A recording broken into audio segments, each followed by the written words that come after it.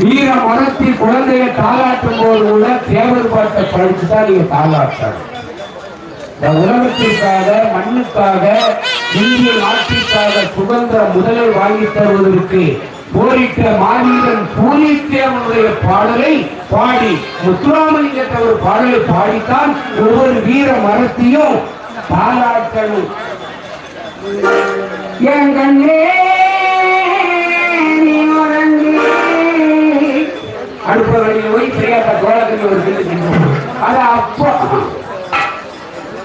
தெரியாத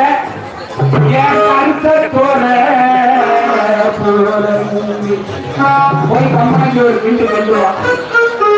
அப்போ ஒரு வீட்டுல சாப்பிட்டோம் கம்மாஞ்சி இப்போ ரோட்டில் நானும் சாப்பிட்டு பொண்டாட்டி